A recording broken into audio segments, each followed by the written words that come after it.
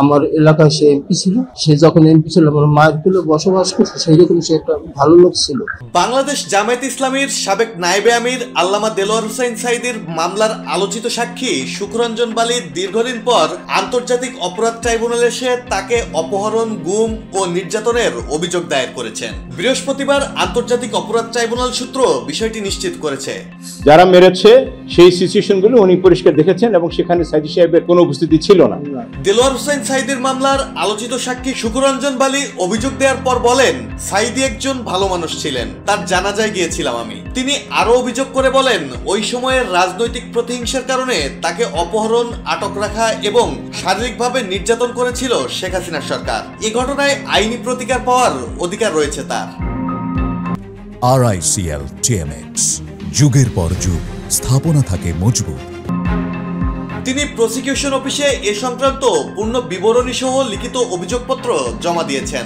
আন্তর্জাতিক অপরাধ ট্রাইব্যুনালের চিফ প্রসিকিউটর বরাবর এ অভিযোগ দায়ের করেন বলেও জানা গেছে। সুখরঞ্জন বালী বলেন, সাঈদীর বিরুদ্ধে সাক্ষী দেওয়ার জন্য প্রসিকিউশন পক্ষ থেকে চাপ দেওয়া হয় তাকে।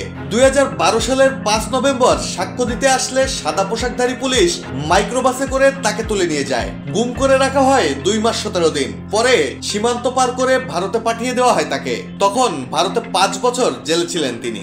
আমি দীর্ঘ 5 বছর দমদম কারাগারে ছিলাম।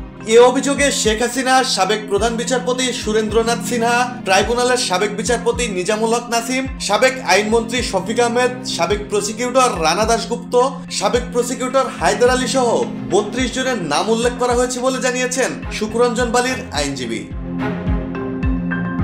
2013 সালে আন্তর্জাতিক অপরাধ ট্রাইব্যুনালে যুদ্ধাপরাধের মামলায় জামায়াত ইসলামীর শীর্ষ নেতা দেলোয়ার হোসেন সাঈদীকে মৃত্যুদণ্ডাদেশ দেওয়া হয়। পরে আপিল বিভাগে তার সাজা কমিয়ে আমৃত্যু কারাদণ্ড দেওয়া হয়। 2023 সালের 13 আগস্ট হৃদরোগে আক্রান্ত হলে কারাবন্দী সাঈদীকে তৎকালীন বিএসএমএমইউতে নেওয়া হয়।